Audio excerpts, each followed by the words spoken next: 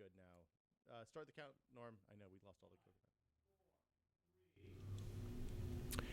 This episode of This Is Only a Test is brought to you by Squarespace, the all-in-one platform that makes it fast and easy to create your own professional website or online portfolio. For a free trial and 10% off your first purchase, go to squarespace.com and use offer code TEST. Hey, let's start the show. It's October 10th, 2013. Welcome to This Is Only a Test, the official podcast of Tested.com.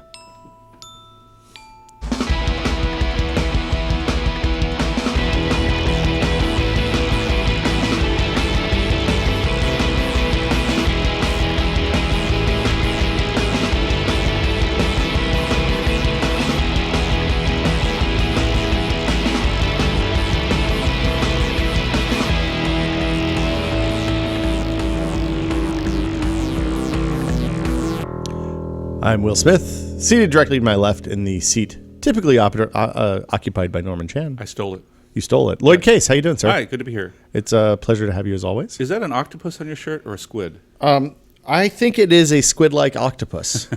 My hunch is that the guy who drew this T-shirt maybe wasn't so down on his cephalopod anatomy. Okay. So to your left, in the seat normally occupied by our guest, is Norman Chan. Hello again. You've been bumped out, Norm.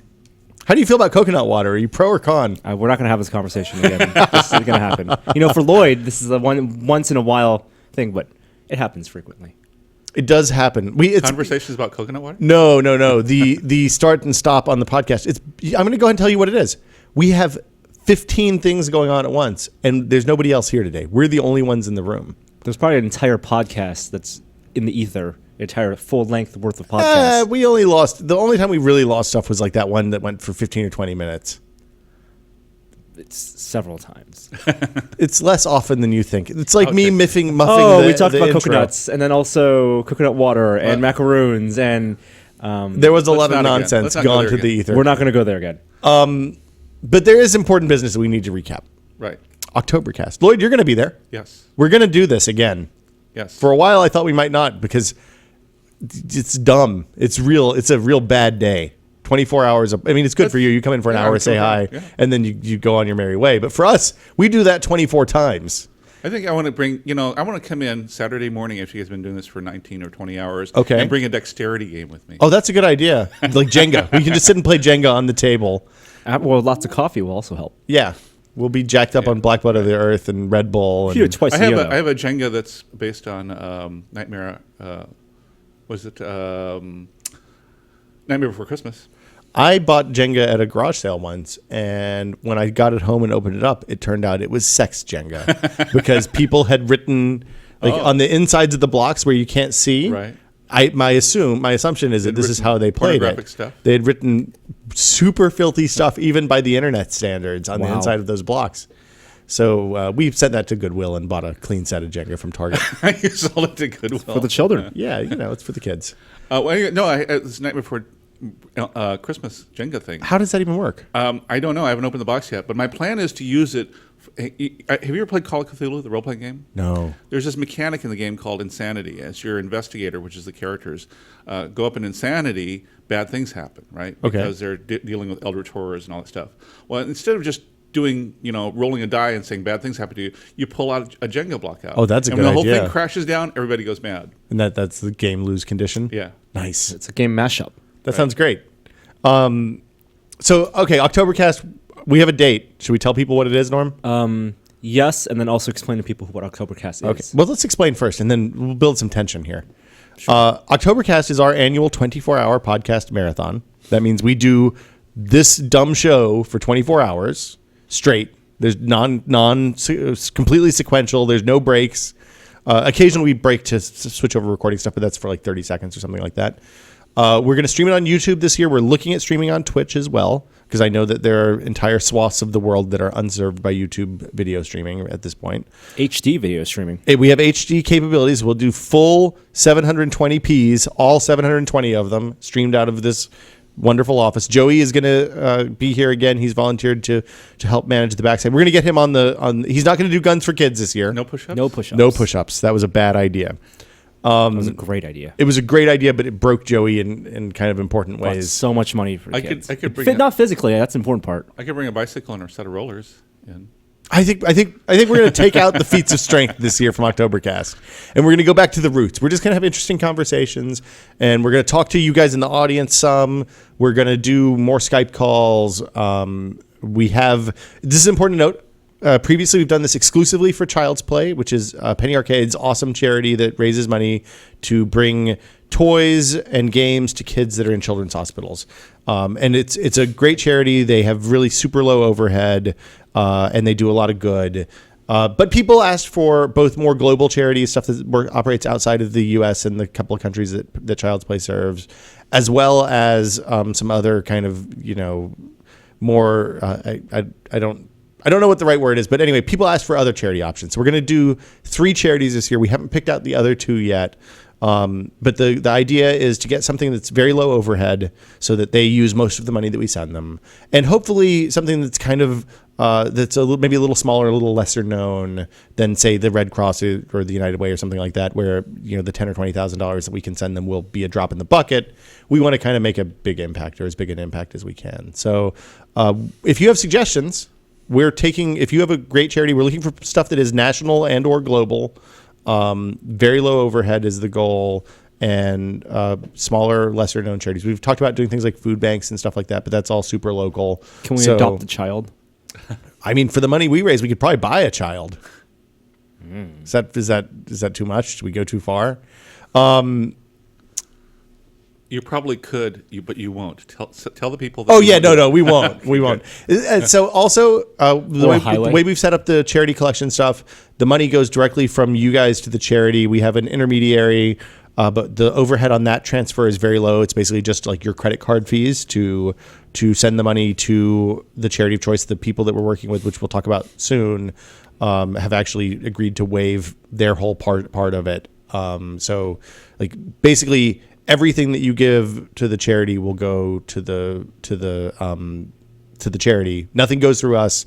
Gary can't take the money and go to Vegas and put it all on black like he always threatens to. That would be enticing. I mean, let's be true. We could double the money for the charity, right? That's right. Yeah. Why not? Why not? But luckily, the money doesn't. We don't touch the money, so that's all good. And I don't want to gamble. I just want to touch it. Well, like what? We'll put the number up on the screen. You can rub it. Like what the oatmeal guy did with his blood money. His. Oh, when he got it all, when he went to the bank and took it all out in $20 bills or something, and then laid it out on the floor and wrote words with it and took pictures, and that would be pretty fun. But that adds a whole lot of tax complications that we've done, not tested. You could always buy a car wash. Not everything can be solved with Breaking Bad. They're tax. Anyway, so we're not handling any money. It goes directly to the charity. The only money that gets taken out is Visa or MasterCard's cut, and that's pretty much it. So that's Octobercast. We're gonna start. Should we tell them? Yeah, I think it'd be important. Okay, it's getting close. We're gonna start on October 25th, 2013. That is, by my count, 15 days from today. Oh my God! So it's a day and 2 weeks. We won't do a normal podcast. I guess we do have to do a normal podcast that week because we have sponsorships. So we'll figure that stuff out later. We'll start at noon Pacific time.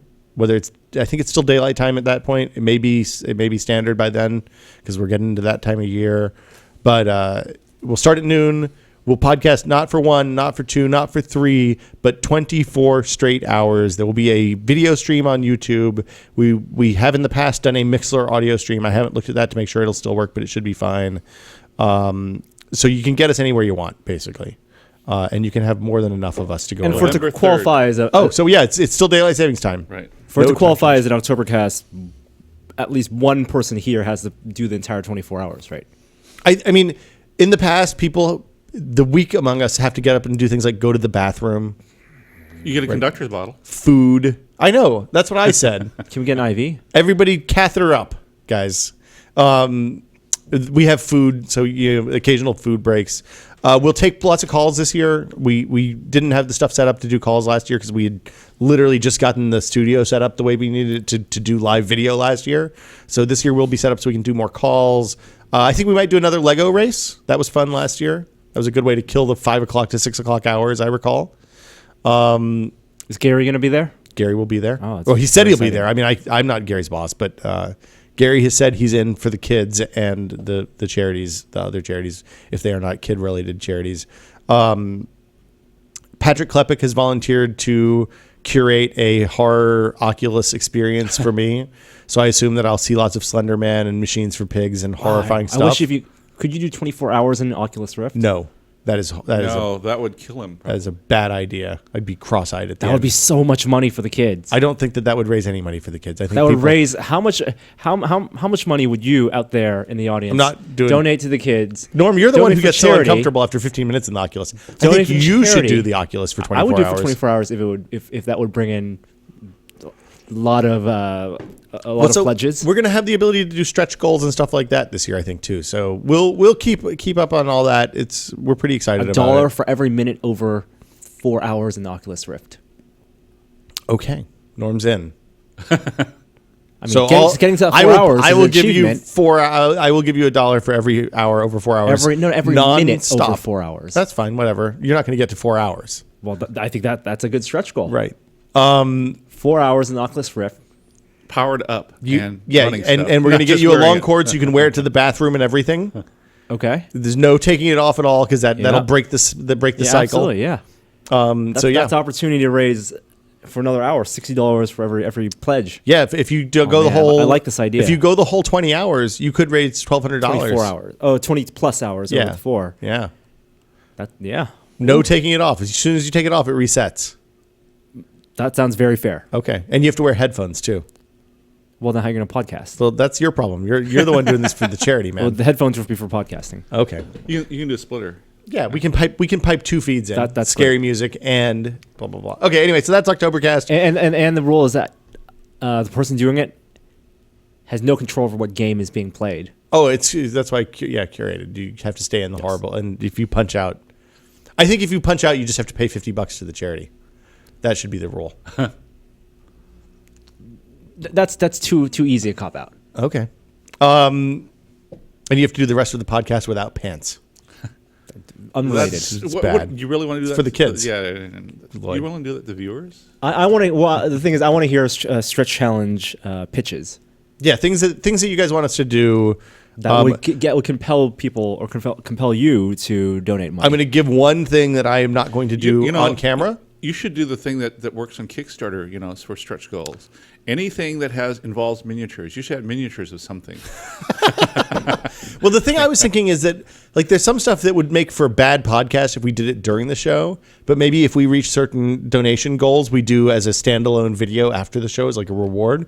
So, for example, No, they want it right there. It's fine, but I'm not going to eat a ghost pepper on the show when we have 6 hours to go. That's why you wait till the very end. And I'm also not going to do it at the very end because I want to go home and go to sleep. So, but I would do it the next Friday.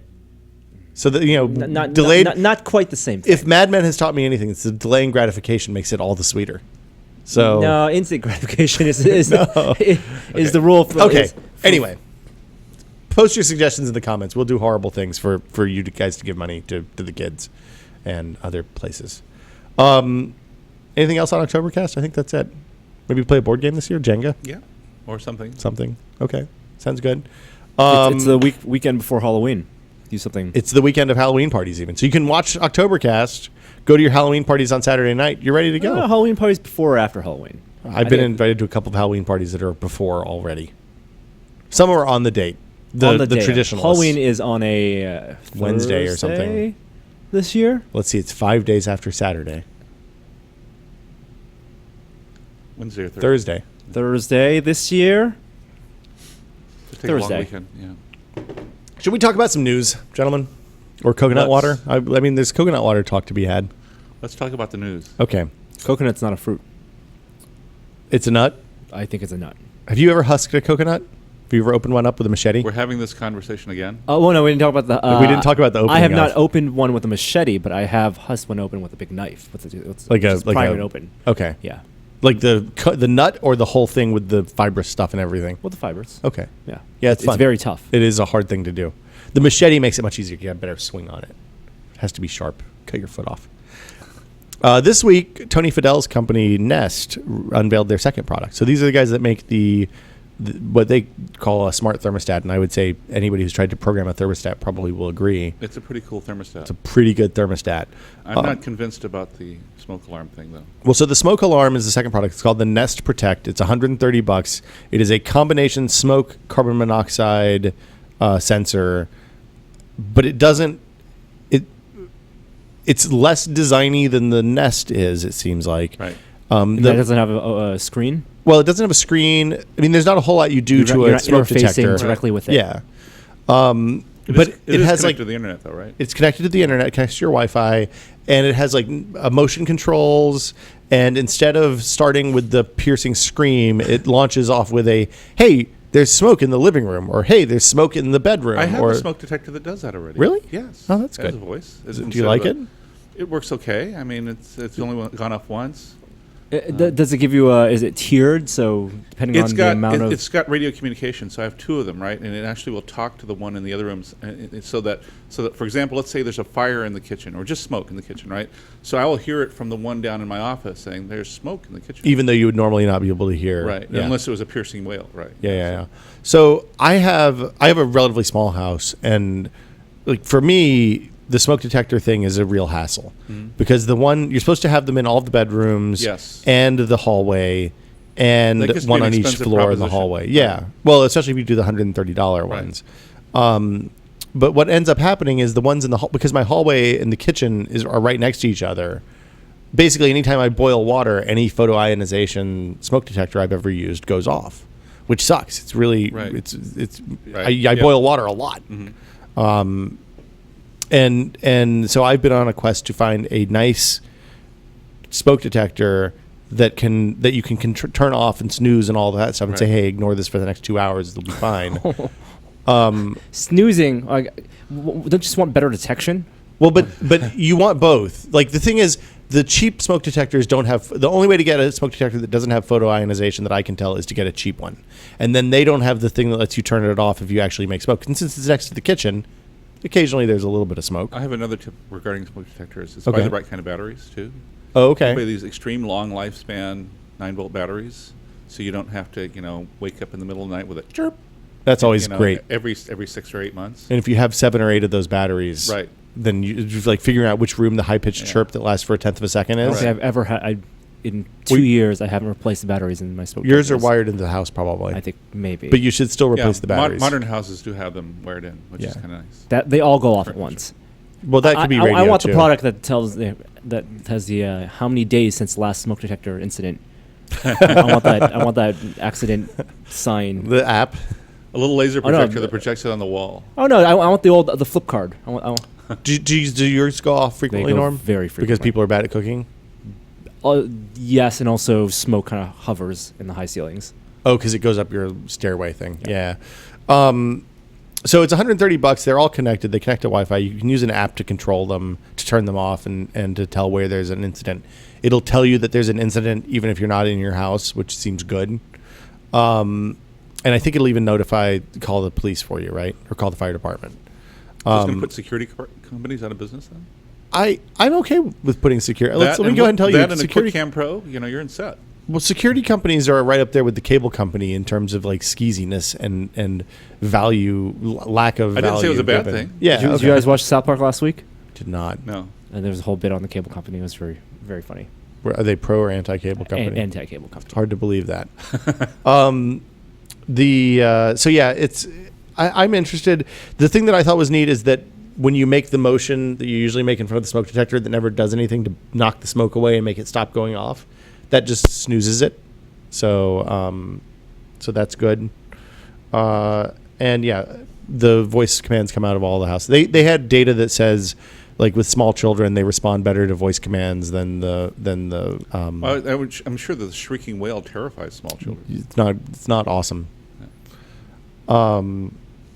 So that's a Nest Protect. $130 a pop is about twice the cost of a normal premium smoke detector in my experience. It is carbon monoxide at the same time, which we're all required to have in all of our rooms in California now. Anybody upgrading? I No. bought one for No. the bad room. I have no desire. I mean, the Nest I signed up almost day one, but this doesn't really kind of float my boat too much. Yeah. I can see that. By the way, as an aside, Okay. has anybody really thought through the problems with having multiple Wi-Fi connected devices in their house and what that does to your router? Well, there are issues, but I gotta assume that these are real low.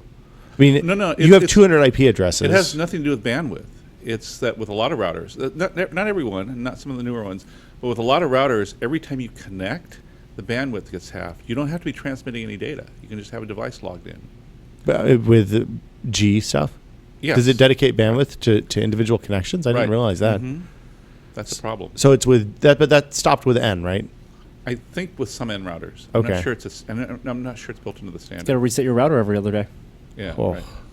that's not good. I just got a new router. Well, we'll talk about that later. But Anyway. there's AMD stuff. We didn't. I feel like we should have talked about this last week. We might have missed it, or we might have recorded before the embargo was up. I can't remember. Right. The one new thing that they announced, they didn't talk about very much. So they announced three things. They announced a new GPU, Right. which they didn't really talk about yet. They talked a little bit about the specs. I mean, how many compute units it has and how many transistors and all this. 6 billion transistors, I think, was the number they threw around. Is this the GPU that's in the new consoles? No. Okay. No. That's the a couple GPU that's in generations back. consoles is just a somewhat souped-up version of an APU. Oh, but I mean, I assumed it was an APU plus more shader operators, shader. Yeah, but I mean, cores and this stuff like thing that. has like 20 times as much as. No, I'm exaggerating. It has a Yeah. lot more than is in your Xbox One or PS4. Oh, okay. How is it different from? It's supposed to be faster than GeForce Titan, is what they're throwing around. Well, how is the And architecture compute different or games? Both. Oh, okay. Yeah. than Sorry. last generation? How is the architecture different? I don't know. They're calling it enhanced GCN. Graphics Compute Next is their term for their architecture. So it's supposed to be an enhanced version. It has more tessellation units, more compute units, higher bandwidth, all the things that you want. 512-bit, I think, is what they were throwing around. Wow, really? Yeah. So it's going to be a big chip, and I think It has a 512-bit memory bus? Yes. So That's bananas. It's going to be pretty expensive. And 6 billion transistors, it's not going to be a small chip, even at 28 nanometers. Yeah, no kidding. What is that out yet? No. No, they announced it. They didn't completely announce price, but they're actually going to launch the official product, I think, later this month. I don't think it's that far out. Oh, that's good. Don't actually know when it's going to ship. So And it's three tiers of Yes. cards. Now, the other two products are nothing new. So this is now the third time that they've rebadged 7,000, or second time they've rebadged 7,000 Right. series cards. This is the first time, I think, to my knowledge, that they rebadged desktop retail parts. Yeah, but the 8,000 series is just a rebadged 7,000 Right. series for OEMs and Right. laptops and stuff, right? Right. So this is 7,000 series. Is it faster at all? Do they clock stuff up? It's a tiny bit faster. When I say tiny bit, I mean really tiny bit. But what they've done is they've substantially decreased the price, right? So in the past, a Radeon HD 7970 would cost you, a gigahertz edition would cost you about $450. Yeah. The R9 or R8. So there's a new 280, naming scheme, yeah, too. Right. It's called the R series, not HD anymore. The R8, I think I got the numbers right. 280 is equivalent to the 7970, but will cost about $300. 7970, but it'll cost so it's $150 off. Right. And then the equivalent to the 7870 is about $50 to $75 cheaper. Have they added the ability to do like live streaming of frame buffer for stuff like Steam OS consoles know. and stuff like that? I don't know. Like I'm curious about that because that's an NVIDIA advantage if they haven't. Is that built in the GPU? It's built into the GPU. interesting. Yeah. H.264 encoding. It's not only. something I do, so I don't really. I mean, theoretically, they could do it on newer Intel CPUs as Right. well, right?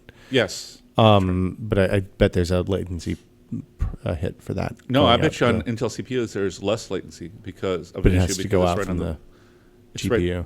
I guess, It's yeah. right there. Yeah, but it's connected to directly to the memory bus as opposed to That's true. going through PCI Express. That's true.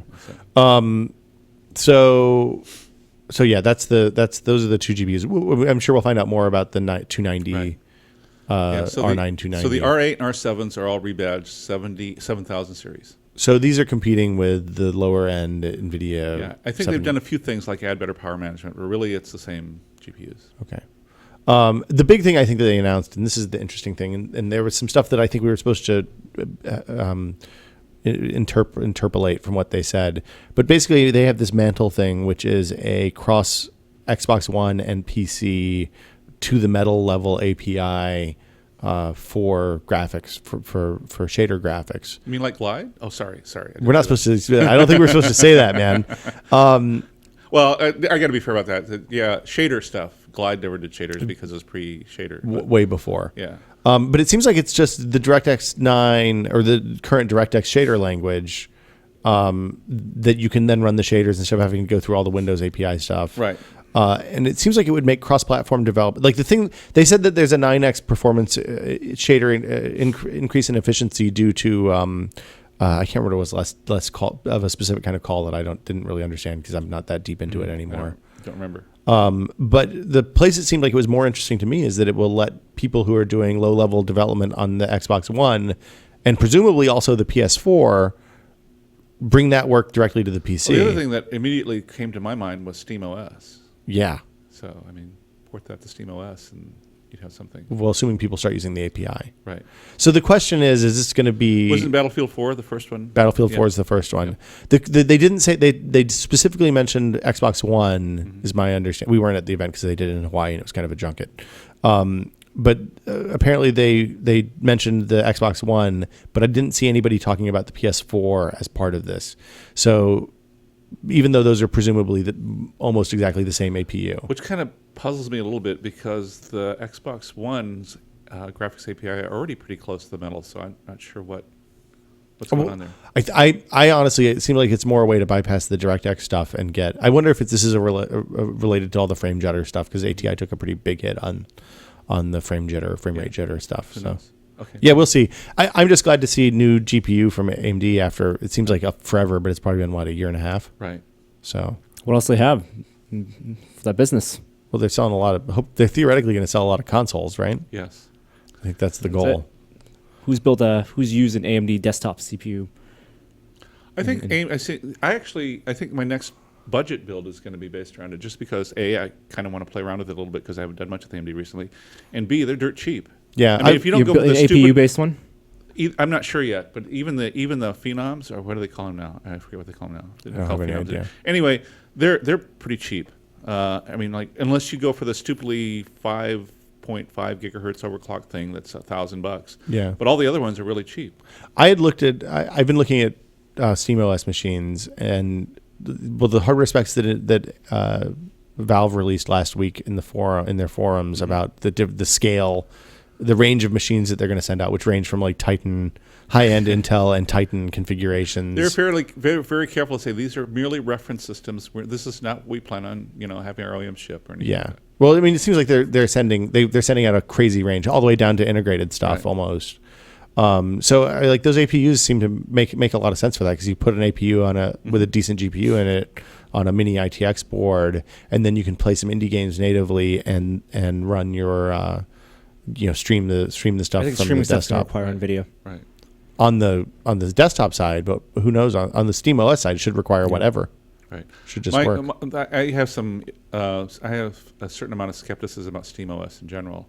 I say I'll believe in SteamOS when EA ports Origin to SteamOS. Well, then I'll start to believe. So here's the thing about SteamOS. I think that streaming stuff is the beachhead, right? Because there's a lot of people with big TVs in their living room who, for whatever reason, either want to play games there and can't because it's not, they don't want to put a PC in their living room, right? Or it's too far to run a cable, or whatever the issue is. And I think the streaming stuff is going to be more popular than we think, especially if they have like a $99 box, right? But anyway, so that's the AMD thing. The Mantle thing I think is kind of interesting. It's a little weird to roll out an API in 2013, it seems like to me, but I think the Glide comparisons were kind of unfair. I agree. I was being snarky. Loyd. I'm never snarky. What are you I'm shocked. on the internet? The Samsung's had a couple. Speaking of being snarky, yeah. So I got to tell the story because I'm sitting here and we get the New York Times at home. I mean, it's the paper edition, right? And so I bring it in and I start to flip through the front section, and it's like suddenly I hit these full page color things for Samsung smartwatches. I'm thinking, how many pages does this go on? I keep flipping page, and it's an 8-page ad section. Wow! In the center of the front section of the New York Times. Well, you only do that if you have a really amazing product that you want to make sure everybody knows about, right? The Samsung Gear, which is Galaxy their Gear. Galaxy Gear, which is their smartwatch reviews, started coming out this week. And I don't want to oversimplify this, but they were real bad. I think one person liked it. Who was the one person that liked it? I didn't see any positive reviews. One- I saw one that was like, I might use this occasionally. It screamed to me, we got to get this out before Apple gets theirs out kind of approach. The reviews mentioned poor battery life, that it was too big and too heavy to actually wear, that it made it difficult to type and use a computer. It was. How about the software experience? I don't remember specific software stuff. It only works with Galaxy phones, right? Is there an iOS app for it? Probably not. I can't imagine there would be. Most of the complaints I saw were due to battery life and the actual physical size of the hardware. Was there specific software stuff you wanted to Is call it out? larger than the old iPod, the old square iPod? Oh, I think it Wait, has you mean to the be. Nano? The Nano, right? Yeah.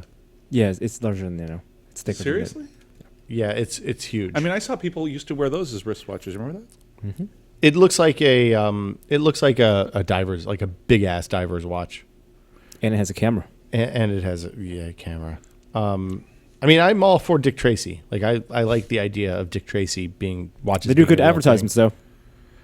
Are you going to talk about the Lord's thing? The what thing? The Lord thing? Lord thing? The singer, you mean? So the singer, you know the song. The I don't know the name of the I song. don't know the so I'm song. not I just up on the recently have heard kids. of her because she's sort of the anti-Miley Cyrus. And anti-Bieber, yeah. So she has a song that's about not being materialistic and being a teenager and just kind of doing things that you like because you like doing them, and who gives a shit. So Samsung licensed that song for an ad for, I assume, the Galaxy Gear. I'm not sure if it's that or a phone, where A song about not caring about material stuff to sell material hold stuff. on, but wait, there's more. The ad has a charming, raffishly dressed millionaire going into the slums that are post-apocalyptic and kind of burned out to talk to sell phones and get tablets and stuff to children. Jesus. Little ruffians. It's great. Is this Samsung? Samsung. Holy crap. Samsung. That's not the ad I was thinking of. Oh, which ad were you There's a thinking Galaxy of? Gear ad that calls attention to all the wristwatches in science fiction and television. Oh, that sounds like a good ad. And that was a very good Now ad. that's what you said. Sounds like the 1% is trickling down. Yeah, of course. If you go down and That's going to sell a lot of watches, I'm they'll sure. look. If you could be a billionaire if you give us $400 for this watch or however much it is. There are a lot when you search for Galaxy Gear. There are a lot of things that start with why I prefer the Pebble to the Galaxy Gear, and that's the best case. It's not a terrible. I mean, it doesn't look terrible. It looks real thick. Like if you look at it head on, it looks pretty good. But as soon as you get the side view, it's beefy. In the other category of products that I don't understand, Samsung announced the Galaxy Round phone yesterday.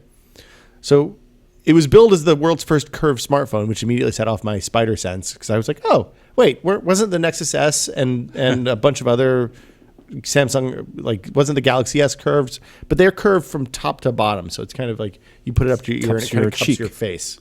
This is curved from side to side because it's a 5.7-inch phone, and that's the only way it will fit in your pocket comfortably, I assume. Well, So why is that a bad thing then?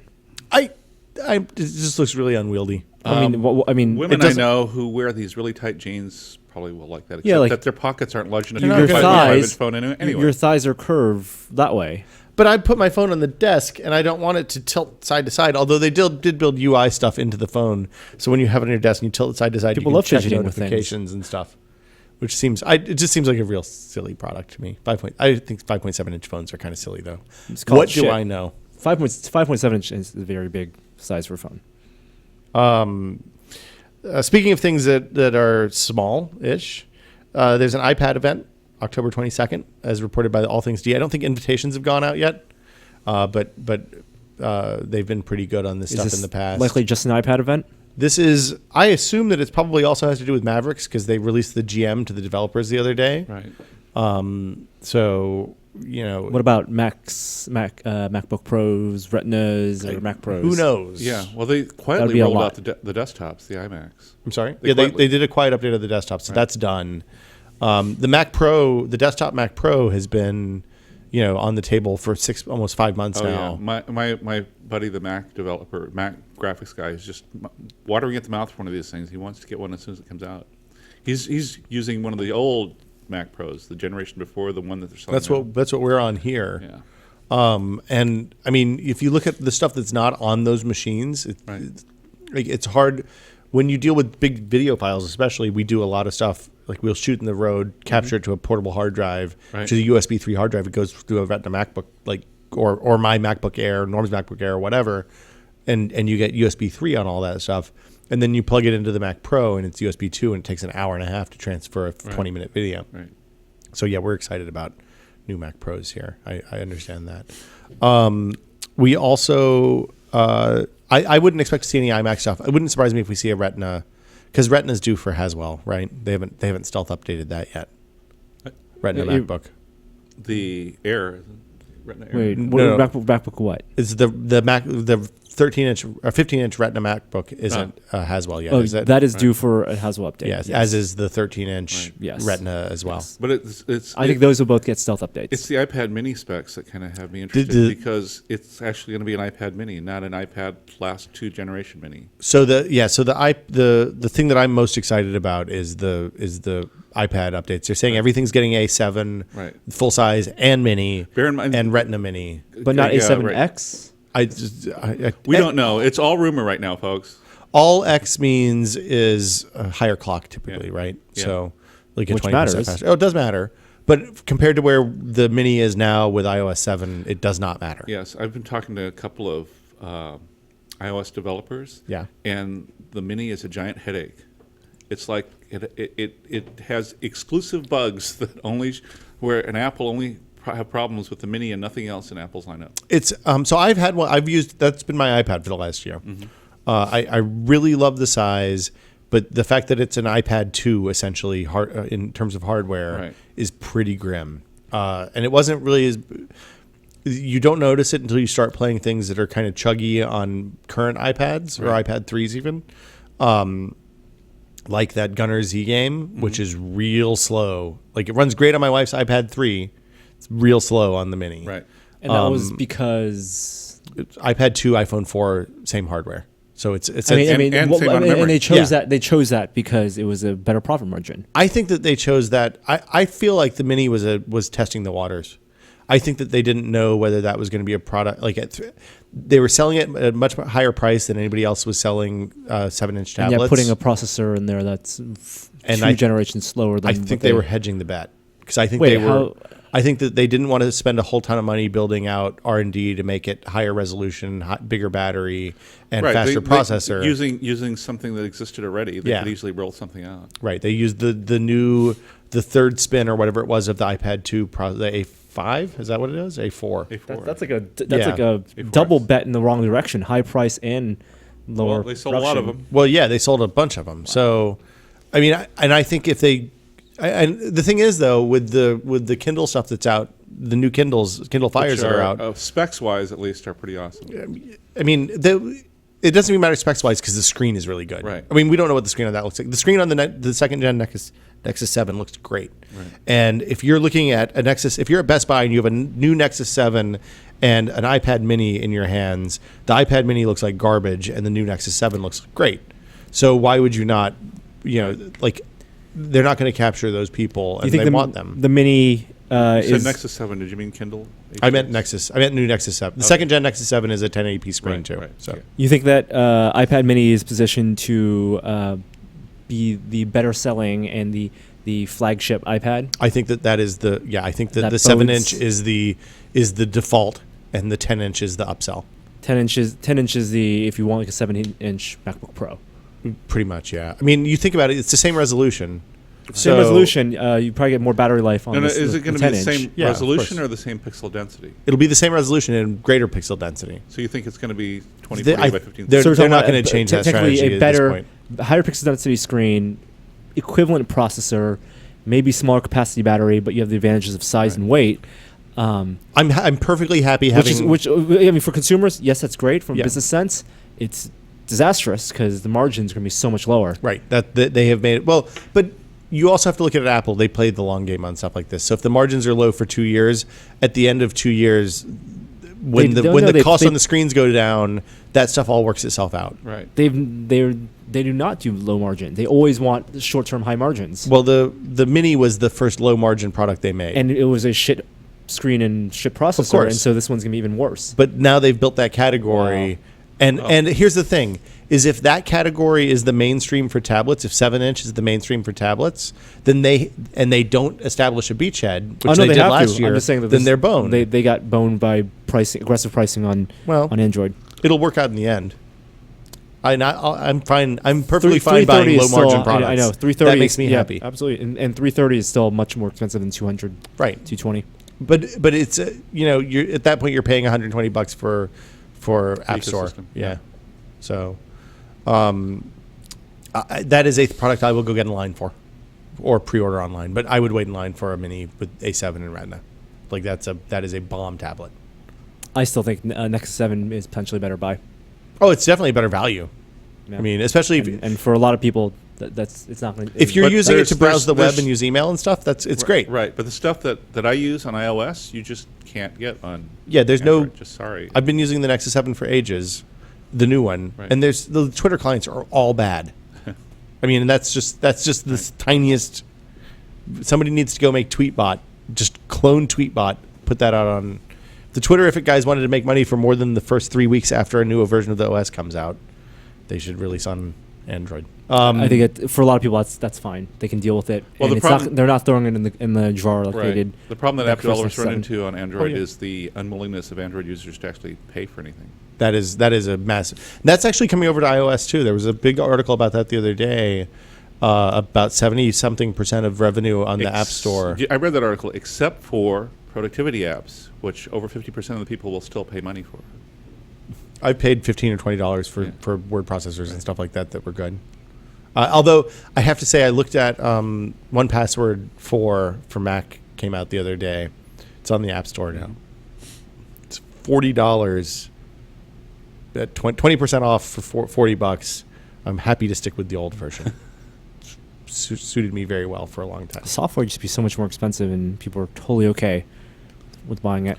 Well, you bought less and you did more research. I mean, so the thing about iOS is if 77% of revenue on the store is coming from free apps that have then in-app purchases to unlock, I think that's developers just doing an end around lack of demos on Apple's app stores. Yes, and then the other thing about what was it? The tweet that I saw that I retweeted, I thought was great. It's like, why am I willing to pay $5 for a cup of coffee but not for an app?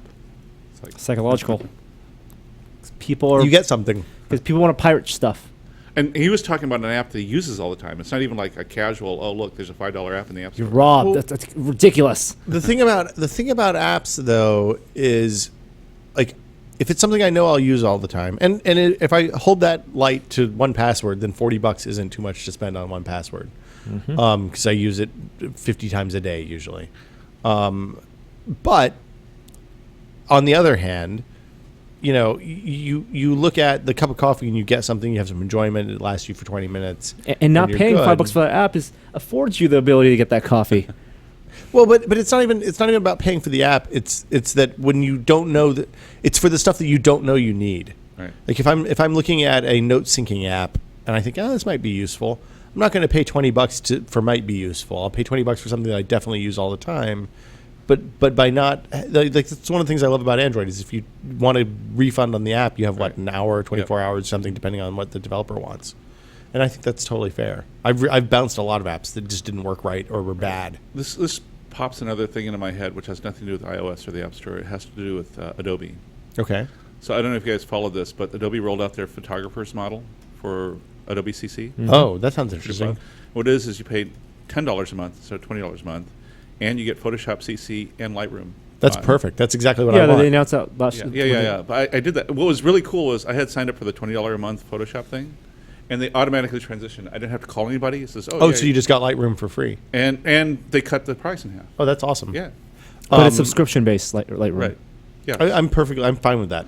Yeah, because, for example, I want to pay one time for Lightroom. No, one feature that showed, but you get in Photoshop, too. Yes. So one feature that showed up in Photoshop CC that you can't no longer get in the client version, Uh-huh. is Camera Raw as a filter. Which is, if you stop and think about it, that's really awesome. You can open up Camera Raw as a filter in any photograph and start doing all the Camera Raw stuff. It's great. It's fabulous. The amount of time I spend in Photoshop is decreased by 90% Because of Lightroom? Because of Lightroom. So You develop stuff in Lightroom? I do editing and mostly things, unless you're doing specific like layers and cropping. Or retouches or Oh, something? yeah, I do a lot. I mean, I do that all the time, so that's why I use Photoshop. Lightroom I use mostly for printing. Would you guys follow the Adobe hack? Oh, We didn't talk about that last week. We probably right. should Yes, have. they sent me the polite email saying you should change your password. Oh, I didn't get the email. It looked like a Which phishing you- email. Yeah. And I know Well, it wasn't whenever because I I get- followed the link. Yes, but whenever I get an email like that from any company, I never. click always on the type it link. in. I always type it in. Yeah. Yeah. But it really read like a really well-written phishing email. Yeah. So what was the deal? They got 2.2 million customers' information, including hashed passwords and potentially credit card Right. information. Great, nice job, guys. This really makes me and also they got all of the source code for the Adobe apps, right? Not all of the, just one app. Oh. Which one was it? I can't remember which one it was now, but just one app. Was it something we use or was it Bridge or No, something like something that? fairly rare. Okay, that's fine. One of the then. high-end apps. That's what. Yeah. Okay, that's cool. But anyway, so Adobe stuff was hacked. You probably got an email. I'm looking at your Adobe Creative Cloud password was successfully reset. That was on August. I did that though. Okay, never mind. Oh no, I do have the email. Shit, I should have probably should have done that, huh? I'll get on that soon. My password for Adobe is like a 35 character with symbols and letters and all that stuff. So if they want to dictionary attack that, they're welcome to. HP. Oh, so Mavericks is any day now, probably, if you're an OS 10 user. We assume it'll be the same upgrade as the last one where it's like $20 and you go to the App Store and download the thing. I don't like there's nothing. I've been running Mavericks for the last couple of weeks and there's not a whole lot in there that's immediately jumps out as here's something that you need immediately. It's a whole bunch of like little small fixes that have made things better, and I do like having tabs and stuff in Finder, and the syncing with iOS 7 stuff is kind of nice too. Right. And for all you half dozen or so Windows 8 users out there, we're a week away from 8.1. Oh, really? Finally? Yeah. I'm excited about that. Yeah. The return of the start button. I was thinking about having a little party. October 17th, I think. Might be the 18th, but I think it's the 17th. So that's It's next in all the week from advertisements today. now. Yeah. HP launched an 11-inch Chromebook for $275. I was actually amazed. It looks like an okay piece of hardware. Yeah. It's the same stuff. It's in Samsung. The exact same Samsung. It's one. the ARM processor and Same Samsung ARM processor, dual core. All it's different is that it's more expensive and has IPS screen. Does it have a better keyboard? That's the big thing. IPS screen is worth paying $20 more, $50 more, whatever it is. The I thing think if you're in a market for this ultra cheap Well, thing that's that's doing true. word processing on, you're not doing image editing on, then saving $50 on that's I don't 20%. know. If you're really wedded to the Google ecosystem and you're using like G Plus a lot, Google Plus a lot, and it's become It's sort a of the real go-to narrow market. right? But it's become kind of the go-to place for a lot of photographers now, and the image quality is important to those guys. So if they That's have true. a cheap thing they can carry around to do their Google Plus stuff, that'd be great. to do your Google, buy something to do Google. That's what the Nexus 7 it's an for. app. No, but it's not as easy to do your uploading of photos and all the typing and stuff. the and tablets. Yeah. This HP laptop comes with 2 years of 100 gigabyte Google Drive, 12 sessions of GoGo in-flight wireless, which, if I did the math, that means if you actually use all of those within the year, this laptop costs $30. So that's pretty good. Assuming you don't buy the monthly. Well, the monthly is $40 a month or $30 a month, depending on which one you get. So, and you get 2 months of Google's All Access Google Play Music service. Meg Whitman, along with this rollout, came out and said that HP and Microsoft are transitioning from partners to outright competitors. Oh no! Because Microsoft is making devices and services, and Apple has traditionally been HP. HP has traditionally been Microsoft partner number one. Right. They're moving out. This is official separation.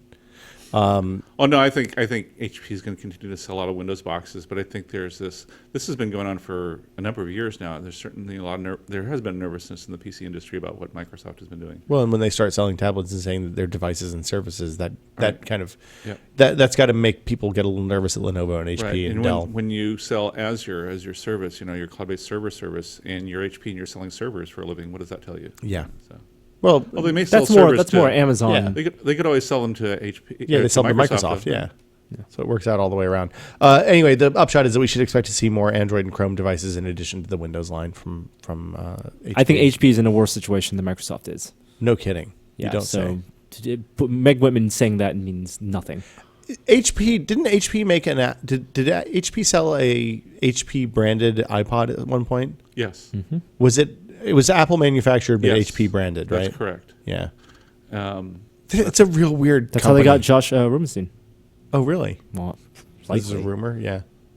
Interesting. No, that was Palm. He went to Palm. Yeah. Then and they HP bought bought Palm. Palm, yeah. It's all in the family. Microsoft wants a new CEO by end of the year. Okay. No Send in your surprises. resumes. Is it going to be Yeah. the Ford CEO? Mullally is one of the contenders. I think it's probably between, as a complete outsider with no information whatsoever about this, is speculating entirely. I would guess it's between Mullally and We just might as well flip a coin. Elop. Really? What happened to the guy from Ford? No, That's he is the guy Mullally, from sorry. Mullally is the guy from Ford. Okay. Yeah, those seem like as an outsider, that's what they're putting out there. So I don't Those know. are names I've read on. yes, I on look at- multiple websites. I look at CEO from Ford, and it doesn't inspire me with a lot of confidence. Ford has. I've driven Fords for a long time. They had a couple of bad No. years. It's not Ford Motor Company, the company, because they've done a pretty good job of Right. reinventing themselves. It's the fact that it's an old industrial company that makes giant machines as opposed to Software. yeah, right. I kind of feel like I look at the Bobby Kotick reign at Activision, and I think he came from a soap company. He came from some old school manufacturing company. I kind of feel like maybe that's not a bad approach, is having somebody who treats this as a product rather than. But he's not magical. beloved. He's hated and has made company Oh, money. I'm not saying he's a good guy, But that's what Steve Ballmer's done. He made company money and has not. but he's been hated too. So he's done- exactly. yeah. So that's not great for Microsoft to be in that position to get another Ballmer type character. I as don't- someone who wasn't even with the company from the beginning. I don't know what can fix Microsoft at this point. If I knew that, I'd probably make a lot more money working someplace else. Just get Mark Zuckerberg. And just remember that Zuck in. Microsoft still makes a lot of money and a lot of profit. I mean, it's not like it's So on does the IBM, ropes. Lloyd. Yeah, again, if you look at the perspective of the business, they're not doing horribly, right? So, But they're not growing. right. That's the problem. And actually, the head of the Azure department came out and said, "Look, the old stuff isn't growing. That's what investors want. That's what the market wants. So we have to, make this grow." I have. So I've been working with a company who bought into the whole Office 365 thing, and they're just about ready to dump it now because the admin of that thing, they say easy to admin. It's not easy to admin. It's a pain in the ass. I can't imagine. It's got like the most obtuse web interface I have ever seen. Well, if you're used to adminning Exchange servers and stuff like that, it's probably a piece of cake.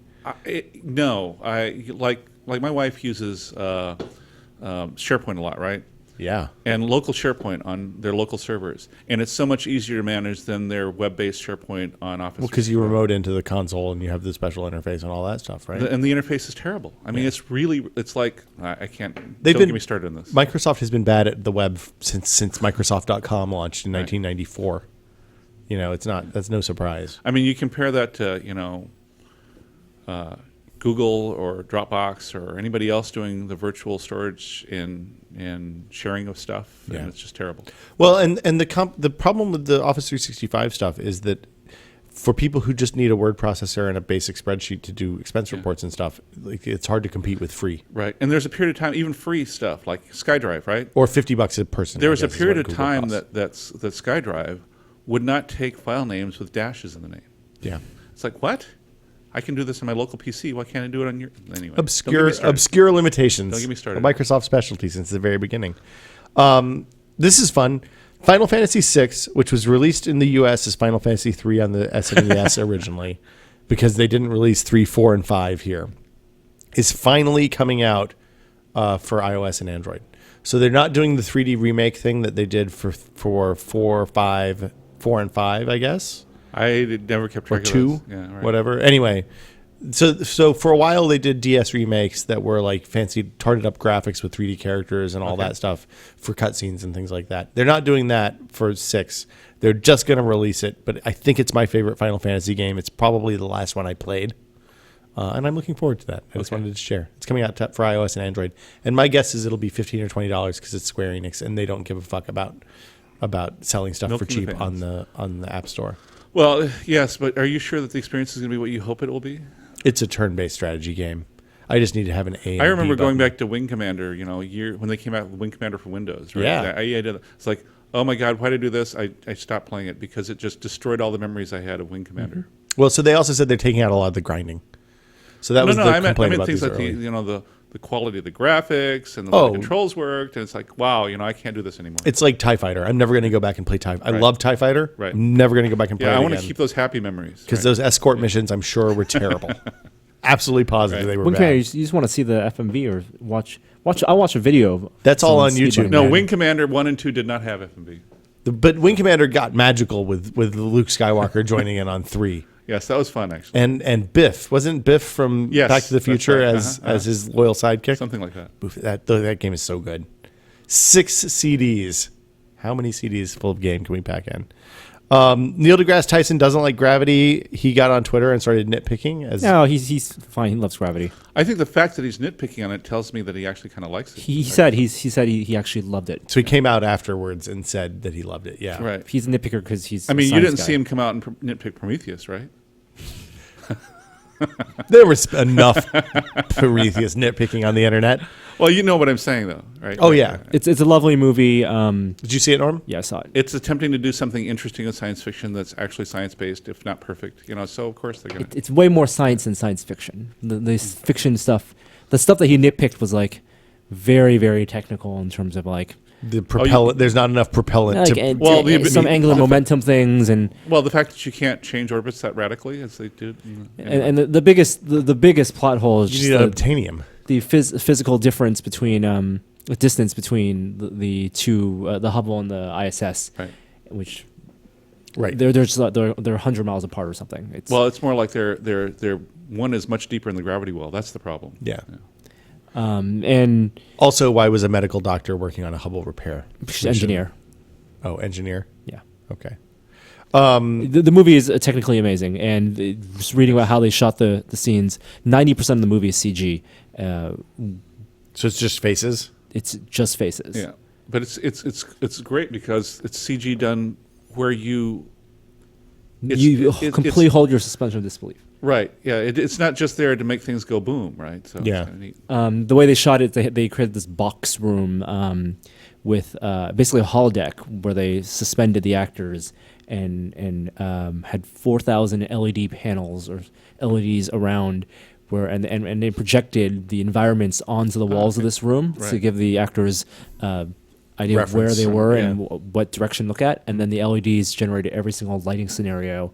And they were on robots, so they could move Oh, cool. to And change the. Well, yeah. the camera was then on a robot Right. to shoot the actors' faces. Both the lights and the cameras were on, and I think the actors too. Maybe even it's crazy. all motion controlled puppetry and It was pre-animated. kind of like what they did to do the spaceships in Star Wars, the robot camera stuff, but with the lights and the actor and the camera. Well, yeah, stuff in Star Wars was motion control, but Right. motion control stuff is Way beyond. it's Crazy. There's the article in EW explained how a lot of it worked. I thought it was pretty good. Panasonic's shutting down its last plasma screen factory. Yep. This makes me kind of That sad. leaves LG and Samsung standing. I really like my Panasonic Plasma. I think it's a really great TV, and there are definitely problems. It's not the most power efficient thing I've ever owned, but the fact that you can get true blacks out of it and Right. it looks really good. Yeah, I have an LG, one of their THX certified plasmas. It's lovely. But I think one of the things that's going to happen is that I have seen zero announcements. That's zero with like a goose egg of any 4K plasma displays. Yeah. I think it's writings on the wall. Well, so Panasonic invested heavily in this, and the TV market has kind of collapsed in the last 4 years. Part of the problem is Panasonic itself is not doing well. I mean, it's financially on the ropes, kind of like Sony is. $15 billion in Yeah. the hole or something Right, over the last right. 2 years. I think the plasma TVs were selling well. It's just that it was a relatively niche market, and they need to dump stuff because they're in the hole. Well, and the TV companies, Samsung came in with a lot of cash and started selling TVs, really good TVs, very cheaply, and so the high margins on the high end products went away. Right, and then Vizio comes in the low end and sells pretty good stuff at low prices. Yeah, without marketing it at all. Right. And then on top of all of that, there was a massive boom in TV sales during the HD changeover, and I think they were expecting people to buy new TVs every 2 or 3 years, and why would you do that? That's crazy. So yeah, TV market's not so good right now. Yeah. It's like somebody asked me, "Are you going to buy a 4K?" I said, "I'll buy 4K TV when there's 4K content." Yeah. Would you buy a Panasonic if you were in the market for a big TV today? Would you buy a plasma still? Today, yeah, absolutely, because it's years before you see 4K content. Yep, it's cheap enough now. Yeah. Oh yeah, I mean I've seen sales on relatively good plasmas now. 50 inches for $800. Right? The place I ended up. The reason I ended up with the plasma is when I went in to look at LCDs in the price range of the plasma that I ended up buying, and they were 50 inches, and for the same money I could get a 58-inch plasma that looked better. Yep. So why would I not do that? Right. You saw that video of the guy sending like 200,000 volts through his plasma? Yeah, it's awesome. Okay. It destroys the screen completely. Well, You don't say. yeah. But it's like the screen like shoots lightning. It's a cool video. We'll post it on the site. Fitbit Force. I haven't seen this. Is this new? Does this come out It today? is new. It's like a little wristwatch thing. It's the Fitbit Didn't they announce Flex. this a while ago? No, they had Fitbit Flex at CES, which is a wristwatch, but that had 4 LED lights to indicate battery. This one actually has an OLED display. This one has a display. So like the shows you fuel time. band. Yes, except it doesn't run across the band. It's a small little screen, and it will connect with phones. It's Bluetooth, the Bluetooth 4 low power stuff and all that, I assume. And NFC. The Fitbit Zip that I've been carrying for the last year is great. And it's $50. You just put it in your jeans pocket. It disappears. This one also has an altimeter, so it's also So it's stairs. Okay. Yeah. So if you take the stairs. A little expensive, but How much is a little expensive? $130. That's okay. But what does the fuel band cost? $150? The fuel band is like $99. Really? Yeah. Oh. Same with the Flex, I think. I like the Fitbit software better, I think, than I like the Nike stuff. Yeah, well, most of my workout stuff is bicycling now, so that doesn't actually apply to me very well. You need a GPS that just tells you how I far have a you've Garmin gone. 410. Or, no, 810, excuse me. Have you tried stuff like Runkeeper and things like that for I have a couple of different bicycle apps on my iPhone that I have tried out, and they work pretty well. The problem with them is that once you start to get into things like, I want to track my cadence, you have to buy extra hardware, and it starts to get to the price point. I'll just buy the real thing. Yeah. Okay. The Nikon D610 is out or announced. Is out. So what's I don't know what this is. Scuttlebutt. So the scuttlebutt. This is rumors. I'm to some extent speculating, but the rumors that I've read is that Nikon got this out the door with a new shutter mechanism, so they could sort of wipe away the problems they had with the Nikon D600, which had a lot of problems with the shutter mechanism. That's what you have. Yes, I had problems with it. I had to send it in twice, and they finally fixed it. Right? Wow. And what were the shutter problems specifically? so it's throwing oil onto the sensor, particularly in the upper left side. Wow. And so the new one has a completely new shutter mechanism. It's got a few slightly tweaked specs. It's slightly faster, 6 frames per second. And it's kind of a neat mode, particularly if you're doing into things like wedding or school photography, where you can shoot at 3 frames a second in quiet mode now. I mean, Canon's already had the quiet shutter. I'm interested to see how quiet Nikon's that is. had the quiet shutter too, but this is shooting continuous. Okay, continuous and quiet. Right. Okay, I want to hear it. Yeah. In person. And a few other tweaks, but it's still got the same 39-point focus system. I thought at least they'd come up with a 51.1 that's on the D7100, but they didn't. So I mean, that's why it's called the 610 and not the, Well, the D7100 is the D7100 and not the D7000, so it's still incremental. I mean, at any rate, it's not a big jump. If you have a D600 and it's working for you, don't buy a D610. There's no point. Well, that was a fascinating photography discussion. And I think that every Nikon should give every D600 user, whoever had to send their D600 in for service, a 610 for free. Are you a D600 user? Yes. And you've also Did you have to send yours in for service? Yes. Fascinating. Yeah. What an amazing, interesting overlap there, Loyd. Right. Norm has written Sony on the list of things to talk about. I have not. Why? I did not write that. Did you not write that? Nope. You must have written it then. Well, you're the only other guy. I didn't write it. I don't have. I'm deleting Sony from the list. I don't remember what that was for. The original teaser trailer for Star Wars, the one that came out before before anybody knew what. Pre-1978. I'm going to set a scene. Imagine a world where the thing that George Lucas is best known for is American Graffiti, Right. where we don't know what a Wookiee is, where no one has ever seen a lightsaber or an X-Wing or a Death Star or a Millennium Falcon. Imagine how you would explain to theater goers who are in the theater to see things like, I guess, Jaws and Flash Gordon. 20th Century Fox pictures. Yeah. So it would be maybe like Chinatown. Where this is like the late 70s. Yeah, you had stuff like that where the big hits. Also, nobody ever went to see the movie more than maybe twice, right? Yes. So imagine you're in a theater and something comes up, and it's also science fiction. Like when you think science fiction, you think 2001, right? Planet of the Apes. Yep. So imagine if you're a young George Lucas, bearded and short, and you don't have children yet, right? This is important. This is important, and you're trying to lure a world full of teenagers who are into things like disco and rollerball to come see your new science fiction epic, Star Wars. So what are the things that you show, and what's the sales pitch?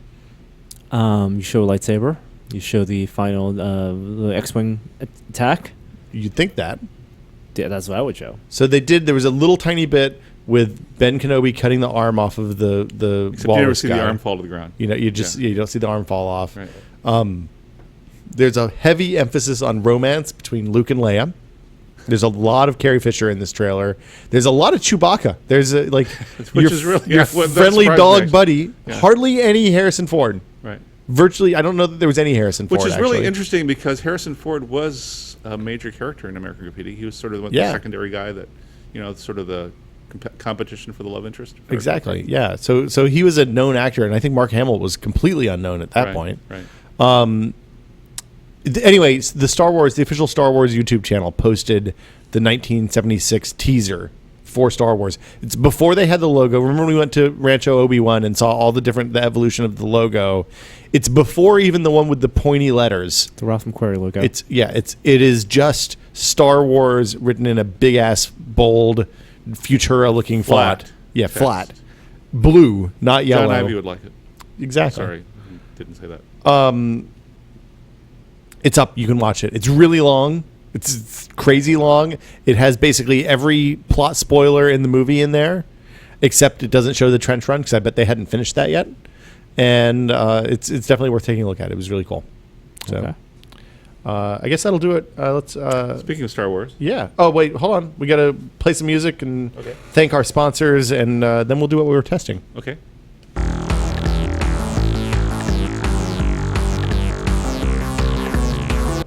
This episode of This Is Only a Test is brought to you by Squarespace, the fast and easy website that makes it the all-in-one platform that makes it fast and easy to create your own professional website or online portfolio. For a free trial and 10% off of your first purchase, you can go to squarespace.com and use offer code TEST.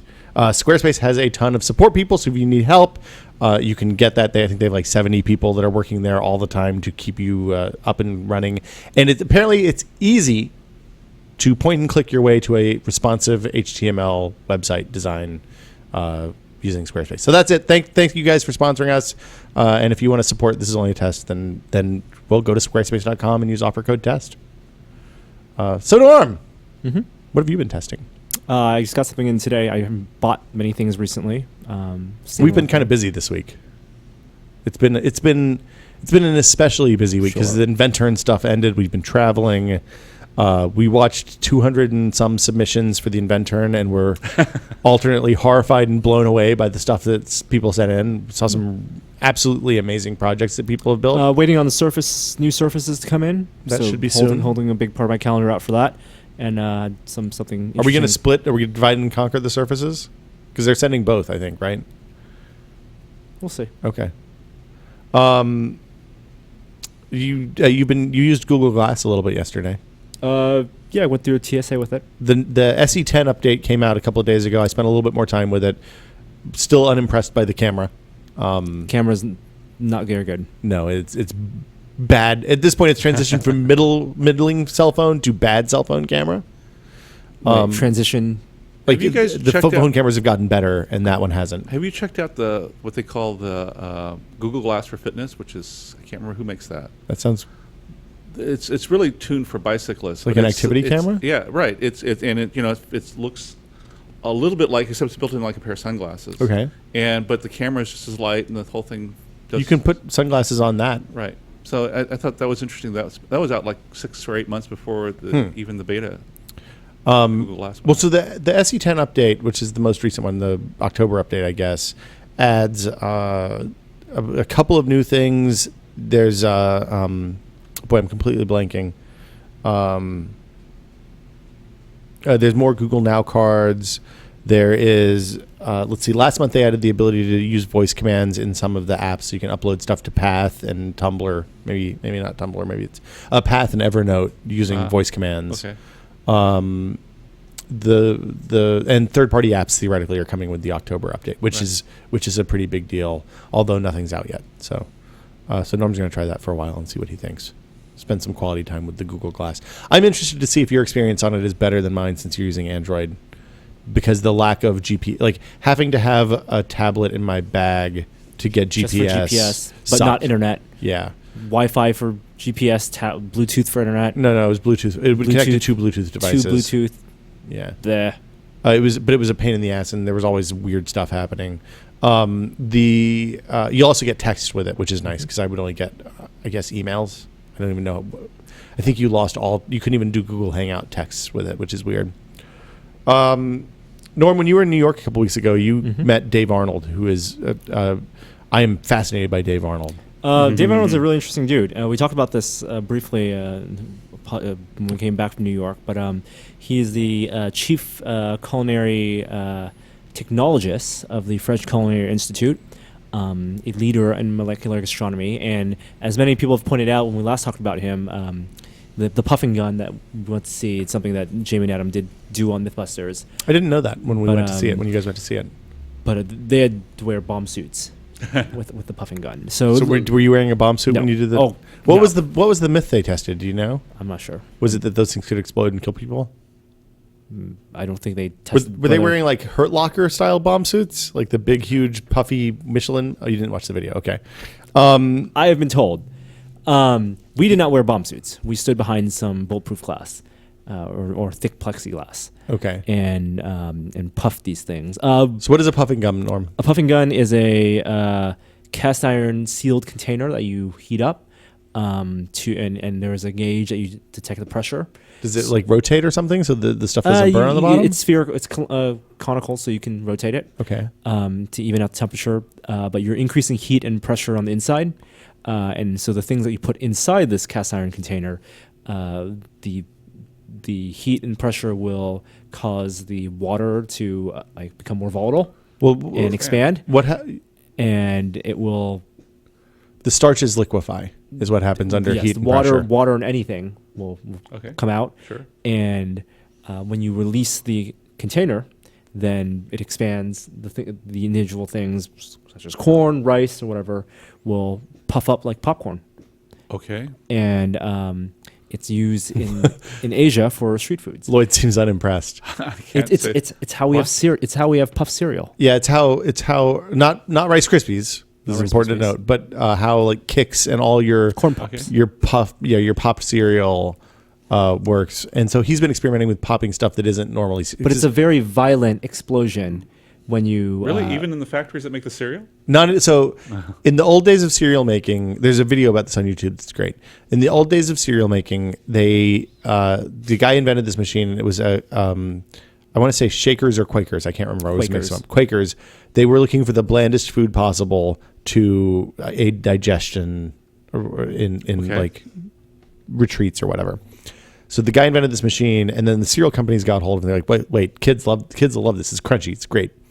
So they started doing these, and there's an image in this film of a factory with dozens and dozens of these machines, and they were doing them in batches. So like one machine would go, the next machine would go, the next machine would go, and then they'd load up, and the stuff would explode on the conveyor belt, and it would go get put in bins. And everybody that worked there had hearing problems. I'm sure it was not a good place to work. It was the 20s, right?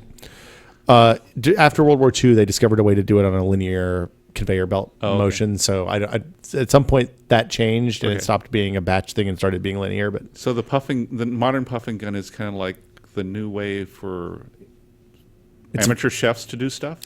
It is a way for people to do things with high pressure that is relatively safe. Okay. I wouldn't call it safe at all. I don't think no one outside their lab is doing it right now in kitchens or anything. In the U.S. And so they're taking this old technology that people are kind of still using, or in street foods in other parts of the world, and experimenting it and trying to put as many different types of food in it to see what would happen when you have this type of mechanism. So they've done all sorts of, like, what did you do crazy stuff, or did it stop working before you guys left? Their protective case blew up when we were there, so we only got to do it twice. Yes, that does sound really safe. Sometimes, sometimes for science, Loyd, you have to take chances. So that's Dave. The video's on the site now. You should watch it if you're interested in food science stuff. I bought a pair of headphones. I realized I didn't have a nice pair of headphones to listen to music, and I've been working at home a little bit more lately. So I picked up the Wirecutter recommended Sony MDR 7506 over-the-ear headphones because I didn't want to carry my Sennheisers home from work every day. Because that's what they recommended as the best $150 headphone, and they cost $70. So that seemed about right. So is it good? They're really nice. Oh, okay. The only complaint I have is that the ear cups, I generally like completely, like the I don't know the terminology, but not on-ear headphones, which is what these Sonys are. Right. I like ones that completely ensconce your ears and the pads rest outside your ear. Yeah. So these rest on your ears, and they get a little bit sweaty. The most comfortable headphones I ever wore, of the kind you're describing, are Beyerdynamics. Oh, really? Yeah, Were they expensive? Yeah, they start at like $150. They go way up from there. I think I had a pair of like $300 ones. Very soft cushions. Really, really like. Well, so these Sennheisers have great, like, foamy, soft, velvety cushions. Yeah.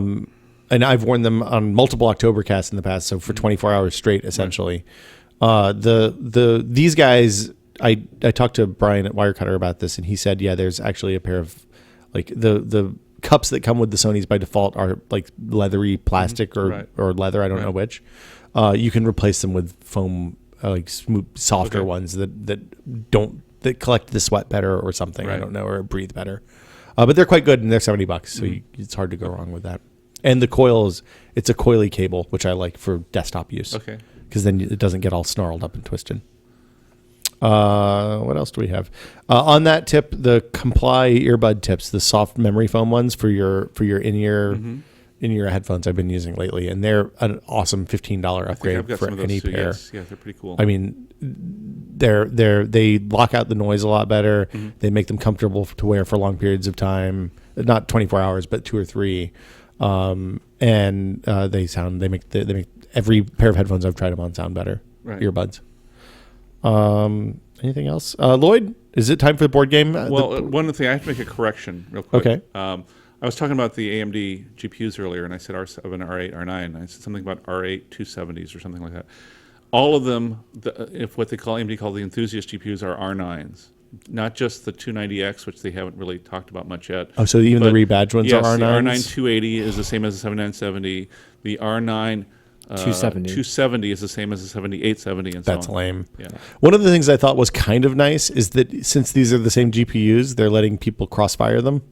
That's good. So you can crossfire a 7970 with whatever the new version of that R9 280. Yeah. Hopefully they fix the drivers. I think they have fixed the drivers a lot. How many video cards now have had the 280 moniker? I think that they NVIDIA and ATI both use numbers that were good on the other side.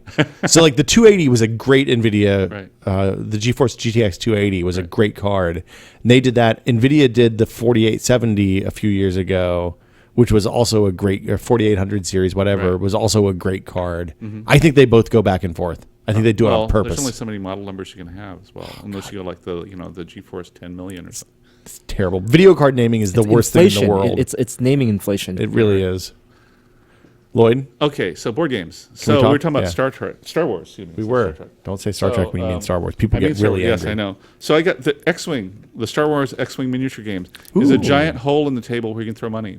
Yeah, I figured. I looked at that. I at actually PAX. am not so much into collecting all the miniatures to play the games because I don't actually have anybody that wants to play this game. see. But I got a few of them that I'm keeping in the shrink wrap because they're so cool. Like this. They are That's so the Imperial cool. Shuttle. Lambda class shuttle, Yeah. right? That is a great and miniature. the wing actually folded up and down. The miniatures are awesome for this game. And of course, there's the the Millennium Falcon. Millennium Falcon, right? That's classic. awesome. Yeah. Now, one thing that I haven't seen Fantasy- the new ones lately. So Fantasy Flight announced at this year's Gen Con that their Wave 4 of this is going to include, I forget which one of the Rebel cruisers. I forget which Like one. the Mon Cal cruiser or Not that large. the one The that's smaller one. The one with the long narrow spine and the engines and the drop. And they're going to try to keep it relatively in frigate. scale. Wow, So really? this thing is like 2.5 feet long on your table, and I don't know how much. I mean, Holy it's gonna. crap. I can't imagine how much it's going to cost. How much is one of these? This is like $30. $30 for a miniature. Yep. So I This played. is why I'm not taking it out of the shrink wrap. Oh my goodness. It's going to accumulate value. Right. I played this at PAX not last year but the year before because they announced it either at PAX or at Gen Con that Right. year. I can't remember which one was first. But it's like if I'm not a huge turn-based strategy game just because I think those games are a little bit tedious and not super fun and like my wife isn't into that kind of game either, so it's difficult for me to find somebody to play with. Right. But the miniatures, it was a fine game if you're into that sort of thing. There's a nearly identical game. I said Star Trek earlier. There's actually a nearly identical Star Trek game where You brought that in. The Whiz Kids guys. No, I didn't bring that. That was a different game. Oh, okay. There are many Star Trek games with it. Anyway, the Whiz Kids guys actually licensed the system that Fantasy Flight uses from them, the game system, which is actually based on an older game system using World War I fighters. Interestingly enough, but that's another thing. Anyway, and they're doing a Star Trek one variation, and it's just the rules are almost the same. If you play, you can't intermingle them, but the rules are similar enough. So you can, Enterprise versus a Star Destroyer? well, they're the wrong scale, right? So the Enterprise is like this big. Like Oh, is three- this the two one inch long. in the box that comes with the Klingon ships and the? Yep, Oh, yep. I have that. That's awesome. Yeah. And then also- What And they're all different eras too. Right. do they not have Star Destroyers in the X-Wing game yet? No, because it'd be if would you be kept it to huge, scale, right? it'd be probably longer than this. Well, room. there are small Star Destroyers and big Star Right, Destroyers. that's true. We don't have to all And be a Death executives. Star. I mean, the Death Star probably a city block. Yeah, well, Lloyd, that's my a whole other problem. my game of Risk Legacy, which started last May Did 2012. you finish? No, but we opened the last packet that's not the secret Awesome. packet, Awesome.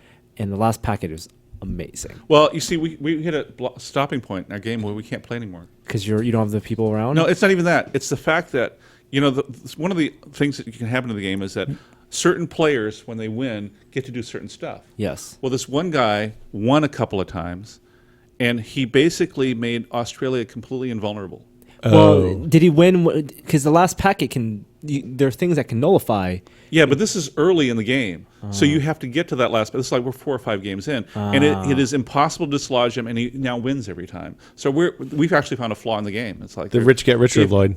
Yeah, right, exactly. Well, that. you got to roll real well early on, Right. And Yep. choose a placement first, Right, Or you play when he's not around. Yeah, exactly. right. What happened to Australia? What did you guys do to me? Yeah, you could just put Sorry. some, Prison colony. weaknesses, but you could nuke it. Yeah. Put like 3 nukes on Australia. So Risk Legacy, we should explain for people who don't know what it is because we've talked about it before. But it's a new spin on Risk rules that has a persistent campaign. Yes. And basically you'll play it 15, 16 Roughly times? 15 games, yeah. Yeah. And and every time you play, you permanently change the game, right? You're writing every game. The winner gets to do something, either put stickers on the board that change, add cities or create make territories weak, buffs or So the debuffs. game evolves every time you play it. The other thing that the rules change too. You get little stickers that you actually stick into the rule book in certain places that change the rules of the game. It sounds fascinating. There's that one pouch on the bottom of the box, Right. and we vote before every game we play whether we're going to open that pouch because it says, do not open. Do not open ever. Ever. And Is the rule that you're supposed to vote to decide if you open the do not no, open it's packet? our house rules that we vote to decide, and we never. So there was no had rule in the consensus. final packet that said you can now open this packet or anything? No. No, that's interesting. No. Rob Davio, who designed Risk Legacy, is kind of spun out of Hasbro and doing his own thing now. And he announced a game he's calling one of his Legacy line, interestingly enough, but it's not Risk-based. It's a turn-based strategy game in which, like Risk Legacy, you permanently mod the game as you play it through it. The whole permanently changing the rules thing is really novel. It seems like as big a potential change to board games as like the birth of the deck builder in what 2008 or whatever. Totally makes the game worth $40. And I believe that Plaid Hat Games picked it up, so it's actually going to be published. Okay, yeah, I mean, because it's the kind of thing that, like, if you look at most games, you buy it and you play it 10 times at most, Right. And then you never come back to it, with obviously some exceptions. Right. But it's super interesting. Speaking of a game I'm that I've been stoked. playing that's fun, and taking out my biggest box Good here. segue. So this is called Yido, Y-E-D-O, not to be confused with a similar game called Edo, also about Japan, feudal Japan. Have you played Lords of Waterdeep? I have not played it, but I have watched people play it extensively. This is like Lords of Waterdeep, but one notch higher. So Lords of Waterdeep is basically a D&D campaign that you don't have to DM. It's the game it's DMs a Euro it for game. you. It's a Euro game in which you place little workers around to do missions and stuff like that, right? So it's, Okay. it's actually a pure board game. It's just a D&D flavored board game. It's Okay. not even like the ones where you run through the dungeon, right? That's what I'm thinking about, the ones that you run through the dungeon. This is not like that at all. So Lords of Waterdeep is a pure Euro game. It's worker placement, all that stuff. Okay. This is like that too, only it's got a lot more flavor. The flavor actually is baked more into the game, including all the mission cards and stuff like that. Real fun. Lots of wheels spinning in the air, though. You kind of got to watch what you're doing. But worker placement. But worker placement. Okay, so akin to, if you're not familiar with Lords, like Power Grid or Agricola or something like that. Right. Cool. Lots of workers or a few small Just numbers? a few, small number. Okay. So you got to really make your decisions carefully. And then I brought a game that I thought you might be interested in. Well, you and your wife, you played a lot of. This is a multiplayer Do play game. a lot of. I've looked at this before, but I haven't played it. Yeah, this is pretty good for two players, actually. It's a tile laying game with a lot of sort of mind-bending powers in each special character. And stuff like that. Voluspa? Voluspa, something to do with Norse mythology. The name does not roll off the tongue. But Have you played it yet? yes, it's pretty good. Good. Okay. It actually is very good as two. I played a couple times as two players. I'll definitely check it out. I don't think you've been on since, but Gina and I started playing the 2-player variant of Seven Wonders, Uh-huh. and With that the is little robot? huh? With the robot player? Well, we don't do. You basically, you take turns playing the third player. Oh, okay. So one person plays one turn, person plays the next, and it ends up giving you, like, it adds the ability to screw your opponent Right. in a way that kind of Seven Wonders typically doesn't have, Unless you get the expansion. unless you get the expansions, and it's quite good. Right. Like thoroughly have enjoyed. And the interesting thing about Seven Wonders, one of the things I like about it is that the 3-player game is very different from a 5 or 7, 6 or 7-player game. Very different. Well, it's the kind of thing that after we've played the 3-player game enough that both of us are fairly competent, and we're like at a 50-50 win-loss ratio now, pretty much. And we both want to get like a 6 or 7 person game going. So, because I think like that game, especially where a lot of games where you take turns suffer when you have a large crowd, Right. because of the way the mechanics work and the fact that you really are only doing playing a with lot the of stuff people right next to simultaneously. you. Right. It seems like it would go pretty fast. So It does. It's like I played 7 players of Seven Wonders where it takes like a half hour, 40 minutes. that sounds great. Yeah. I'll definitely check this out. This sounds great. I like tiling games. Have you heard of the new Resistance, the new version? Resistance Avalon. Coup or Resistance Coup. Avalon? Yeah, Coup. Yeah, I actually kickstarted that. Yeah. What's What's the- Resistance Coup? It's just a sort of souped up version, better art. Well, what's Kinda like- Avalon then? Avalon is the just an best. Arthurian themed Resistance. Oh, but is Avalon's it same rules as normal It's, Avalon? they're Very slightly similar, different. yeah. And Coup has some deception built in. You can lie. Right. It's a shared pool of stuff. Yeah. Is the Kickstarter for Coup still in? It's dead. No, it's closed a long time ago. But they're going to ship it as a regular game. They just did that to get the game done. Is it And bonuses. KOO? No, No, COUP. Oh, Coup, like coup d'état. Right. What do you, when you guys play Resistance, do you play, so usually when I play Resistance is with people who aren't real good at who aren't super familiar with like German, board game rules. Well, I mean, you just tell them it's like Mafia or Werewolf. and Well, they sort of get that. but Most do you people play with the roll cards, the special roll cards, or do you just play with the generics? I play both. Okay. Both ways. Well, I haven't. The roll I- cards are more fun, but you got to have like people who are kind of gamers to understand what's Yeah, going on. that's the thing I found is that usually that just adds a level of confusion that Right. makes it not. I frequently find myself playing Resistance in bars using coasters as Oh, yeah. tokens and stuff like that. So, anyway, So do you know who Alan Emmerich is? The name's familiar, but I don't Alan know. Emmerich was strategy games editor for Computer Gaming World way back. Oh, okay. Before Windows even. So Wow. He's now one of the principal guys at a company called Victory Point Games. And he does all these games. This one is really interesting, though. You take chess, right? Not vanilla chess. This is modified chess. And you take Dominion and you put them in a blender and you turn the blender on them and pulse it for a few minutes. What? So you instead of using pawns, you use a deck. No. What happens is you can't bring your characters. This is called For the Crown, by the way. For the Crown, right. You can't bring your units out to the board, which is a normal chess-like board, until you play certain cards. And you buy the cards through winning battles. Huh. And So you're instead of deck building, you are a unit building. Right. For a chess game. Right. So, but there are more different pieces than there are in normal chess, where there's like knights that can do extra stuff and things like that. So it's really way fun. Wow. 2 players. I found when I was back home with my parents in June, I found a copy of Chess in the Third Dimension by Scoremore. That's not the same as the old 3D chess where you had 3 boards stacked on top? It's 3 boards stacked on top. It's not like the Star Trek style of 3D chess. But the old but it one is 3 boards stacked 3 up. 8x8 boards. Yeah, right? and you can your knight can go down 2 boards and over one. Right. And yeah, so I'm going to bring that in for Wes to monkey around with, because I never actually played it. But You should bring that to Octobercast. I think the worst thing in the world would be watching us try to play chess on Octobercast. That sounds really brutal. No, 1 move an hour, or 2 moves an hour, something like that. Oh, It's your turn, Will. It's only 48 hours. it's only 20 24 moves. hours, man. But yeah. Anyway, so this is always great. What have you played anything lately?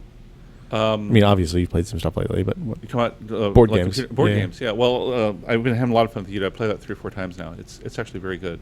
2 players, good with 2 players or more? Not really. I think it's a 3-player minimum game. Okay. Then what's the other one that I played recently quite a bit? I'm trying to think. It's not rolling off the tongue right away. I don't remember. Is this only 2 players, or is this No, it's more? 2 to 5. Okay. Yeah. Volume is what I was pointing at if you're listening to the audio version. So, I guess that's it for what we're testing. Oh, I should say I do have an R9 270X card in. So a 7980?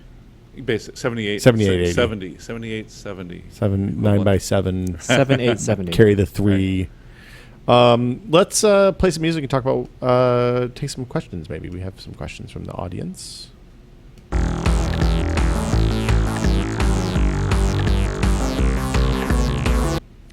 If you have a question for This Is Only a Test, the email address is podcast@tested.com. Keep your questions short.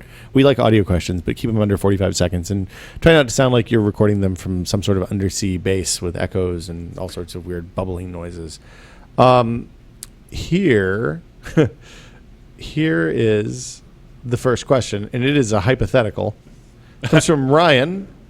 He wants to know, if you could do anything in the known universe, what would it be? And you could do anything. And if you could do anything in a fictional universe, what would it be?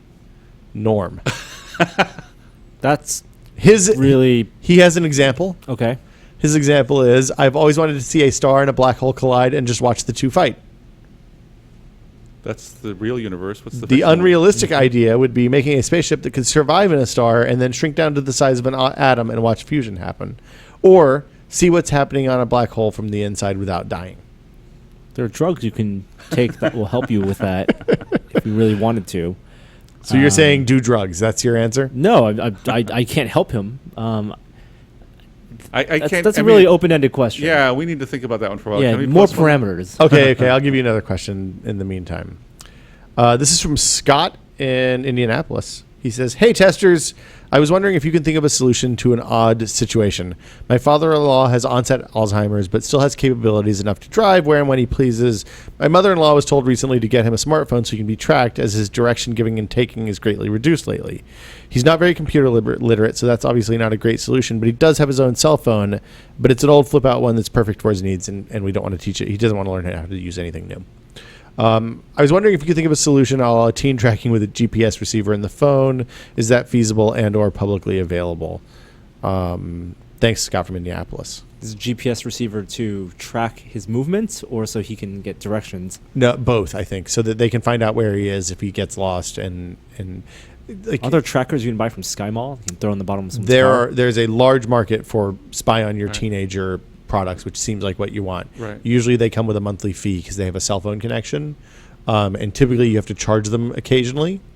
So beyond that, we haven't ever tested any of that stuff. But if you, I figure this is an opportunity to ask the comments and see what people have used and come up with. I want to hear your stories about tracking people. About I mean, just to be clear, I think GPS trackers in I'm someone's car. not a huge fan of tracking teenagers, but I understand the need to track adults if you One have thing, dementia and stuff like that. Is there anybody that lives? Is he live alone, far away from his son, or It seems like he lives with his mother-in-law. okay? So they're Because one thing that would come to mind would be do something like get an iPhone mount and the free iPhone 4. You know, you get from AT&T, you have to pay some X dollars, and stick Waze on it, and just mount it in the car with a power, attached to power. Yeah. And just leave that the only thing running. So then at least you know where the car is. Right, and it'll talk to him.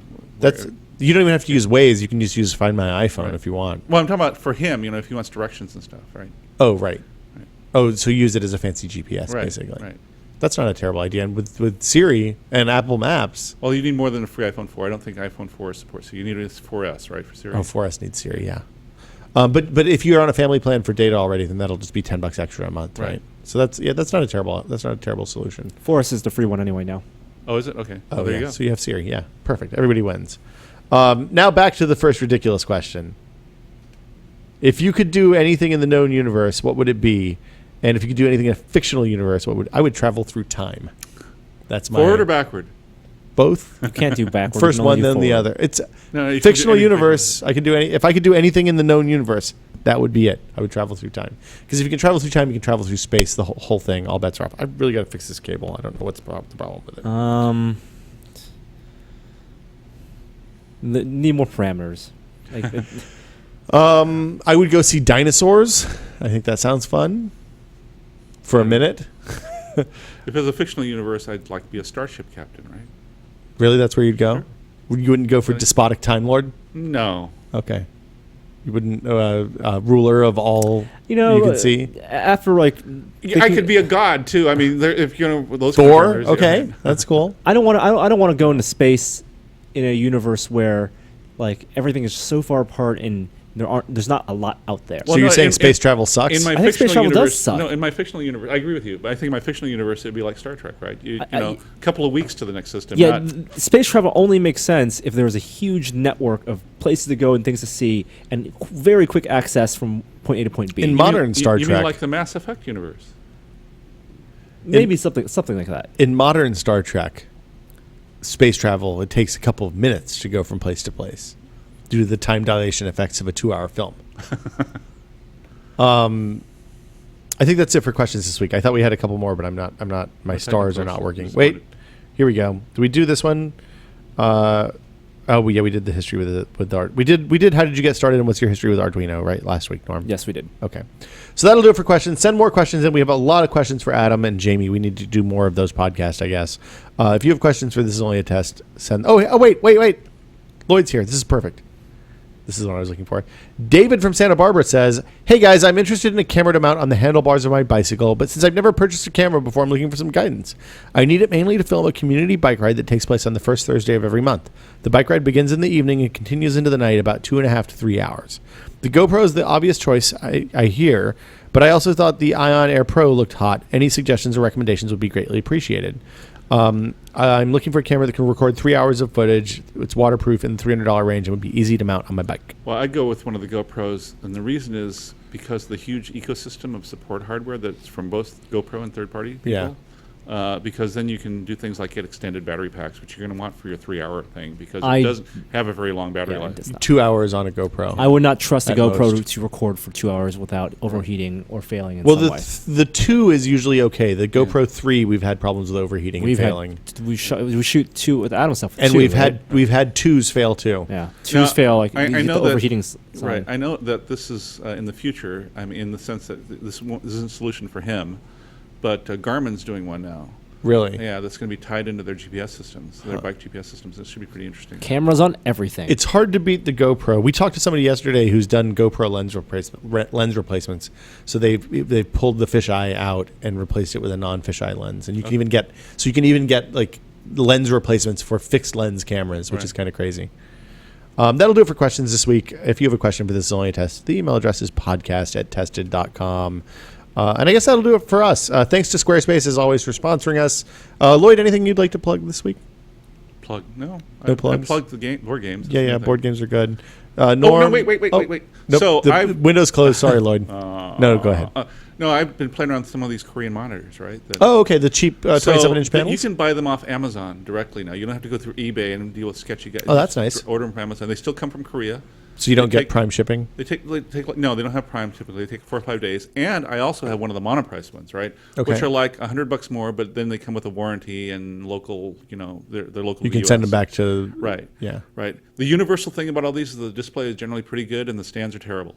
Okay. So, so what do they cost usually? Like, what's the price the range? ballpark for the monoprice is between $400 and $450, depending on sales. For a 27-inch 2560 by 1400 panel? IPS panel, right? Pretty good deal. And then the Korean ones you can find if you're willing to live with only DVI and a really, really crappy stand. And not many on-screen controls or any type of right. No on-screen controls with the really, really cheap ones, right? So basically no controller. Right. Yeah. You can get those for like $300. Huh. So. And what if you want like HDMI, a couple HDMI ends, plug your Probably consoles in or 360. whatever? That's not bad. Yeah. And they're 16 by 9 aspect ratio usually? Correct. Yeah. We did, Wes did a story about that for us last year. I'm just saying they're easier to buy now than they used to be. Too, so. The having to go on eBay always seemed a little sketchy. Right. So 2560 by 1440. Get 2 of those instead of one big 2560 by 1600 monitor. and they have VESA mounts right on the back usually. What's that? They have VESA mounts usually. Yes, so most of them have VESA mounts. In fact, I've replaced I have these really, really, really old, or had these really, really old Gateway displays back when they were doing good displays. Remember when they did that 30-inch that had the first? It had the That was not a good display. So, okay. But their 24 inches are pretty good. Okay. And I took the stands off those, which are VESA stands, and they're really good stands. Ergonomic, they rotate, they do everything. I stuck those on those 27-inch panels. Nice. There you go. Yeah. Norm, anything for you? It's Octobercast coming up. 25 2 weeks from tomorrow, or 2 weeks from the day before yesterday if you listen to this on Sunday, or maybe 3 days from now if you listen to this on the 22nd. It'll be October 25th, starting at noon Pacific time. That's 9 p.m. in the UK, 8 p.m. in the UK. I don't know. Use your time zone converter. You can figure it out. We'll see you guys next week. Thanks for listening, and have a good week. Today's outro comes to you from Jetlag. See you guys later. Hi there, I didn't see you.